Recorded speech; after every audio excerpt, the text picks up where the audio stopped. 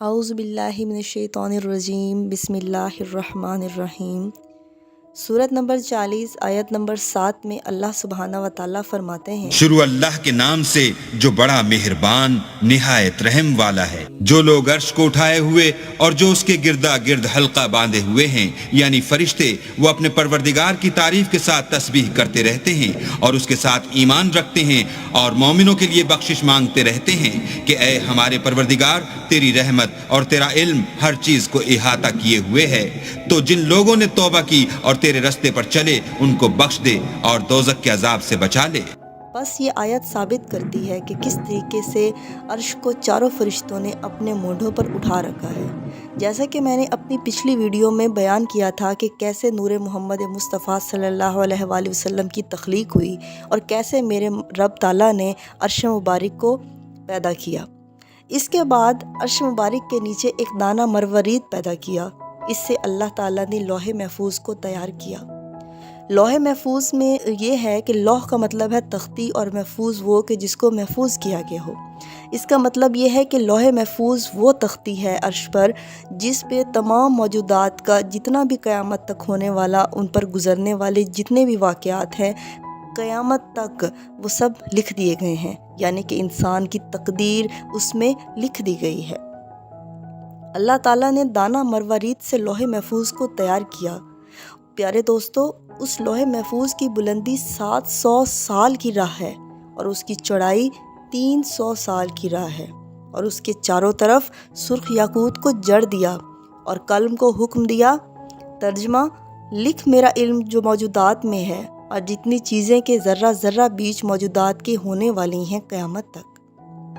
پہلے لوح محفوظ پر یہ لکھا گیا، جس کا ترجمہ ہے: شروع کرتا ہوں اللہ کے نام سے جو بہت مہربان نہایت رحم والا ہے۔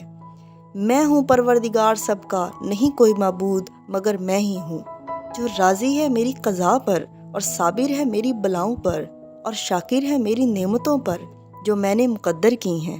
بس شامل کروں گا میں اس کو صدیقوں میں، اور جو راضی نہ ہو میری قضا پر اور صابر نہ ہو میرے بلاؤں پر اور شاکر نہ ہو نعمتوں پر، لازم ہے اسے کہ میں طلب کروں، اور میرے سوا کون ہے کہ جو تحت السماء سے میرے بعد لکھنے کے نکل جائے۔ لوح محفوظ خود بخود حرکت میں آیا اور کہا کہ میرے مثل کوئی اور ہستی ہی نہیں ہے، اس واسطے کہ خدا کا علم مجھ پر لکھ دیا گیا ہے۔ پھر اس کے بعد اللہ تعالیٰ کی طرف سے یہ آواز آئی، سورہ نمبر 13 آیت نمبر 39، مٹاتا ہے اللہ اور ثابت رکھتا ہے جس بات کو چاہتا ہے، اور اسی کے پاس ہے اصل کتاب۔ اس کے بعد مروارید کو حکم دیا کہ اے مروارید پھیل جا، پس وسیع کرسیہ السماوات والارض۔ اللہ تعالیٰ سورہ بقرہ آیت نمبر 255 میں فرماتا ہے کہ کشادہ ہوئی کرسی اس کی برابر ساتوں آسمانوں اور زمینوں کی۔ اللہ سبحانہ و تعالیٰ کا وہ تخت کرسی کہلایا، اور پھر اسی کرسی کے نیچے ایک دانہ مروارید پیدا فرمایا۔ اس مروارید کی بلندی 500 سال کی راہ ہے اور اس کی چوڑائی بھی 500 سال کی راہ ہی ہے۔ جب اللہ سبحانہ و تعالیٰ نے دانہ مروارید کی طرف دیکھا تو ہیبت جل شانہ سے وہ خود پانی ہو گیا، اور اس کے بعد چاروں ہواؤں کو پیدا کر کے حکم دیا کہ تم چاروں کونوں پر اس پانی کے پھیل جاؤ اور موج مارو، یعنی کہ پانی کے اندر تلاطم پیدا کرو اور اس کا کف نکال دو۔ کف ایک چپکا مادہ ہوتا ہے، اور ویسا ہی کیا انہوں نے، اور اس کے بعد قدرت الہی سے ایک دھواں دار آگ پیدا ہوئی اور پیدا ہو کر اس پانی پر گئی، اور اس سے دھواں نکل کر کرسی کے درمیان میں اور پانی کے اوپر ہوا میں معلق ہو گیا، اور اسی دھوئیں کو پھر اللہ سبحانہ و تعالیٰ نے 7 پاروں میں تقسیم کر دیا۔ ایک پارے سے پانی بنایا، ایک پارے سے تانبا، ایک پارے سے لوہا، ایک پارے سے چاندی، ایک پارے سے مروارید اور ایک پارے سے سرخ یاقوت کو پیدا فرمایا۔ اور انہی پاروں سے اللہ نے 7 آسمان بنائے۔ پہلے پارے یعنی کہ پانی سے، جب پانی بنایا پہلے پارے سے تو اس سے پہلے آسمان کو پیدا فرمایا، اور دوسرے پارے سے جو کہ تانبے کا تھا، تانبا بنا، اس سے دوسرا آسمان بنایا، اور اس طریقے سے لوہے سے تیسرا آسمان، اور اسی طریقے سے چاندی سے چوتھا آسمان، اور اسی طریقے سے سونے سے پانچواں آسمان، اور پھر اسی طریقے سے مروارید سے چھٹا آسمان، اور آخر میں یاقوت سرخ سے ساتواں آسمان پیدا فرمایا۔ ہر ایک آسمان کا دوسرے آسمان سے جو فاصلہ ہے وہ 500 سال کی راہ جتنا ہے۔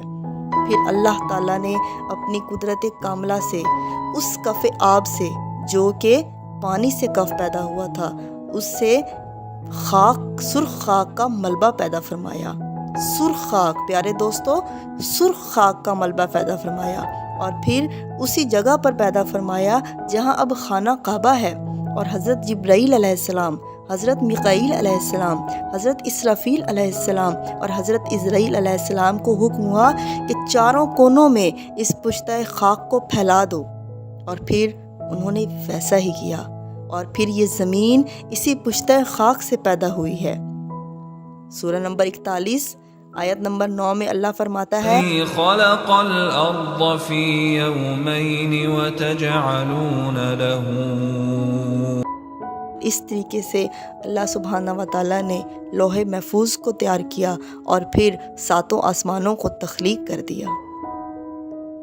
پیارے دوستو، آپ کو میری یہ ویڈیو پسند آئی ہو تو اس کو سبسکرائب کریں، اس چینل کو، اس ویڈیو کو لائک کریں اور کمنٹ کریں، اور میری اگلی ویڈیو کا انتظار کریں۔ تب تک کے لیے اللہ حافظ۔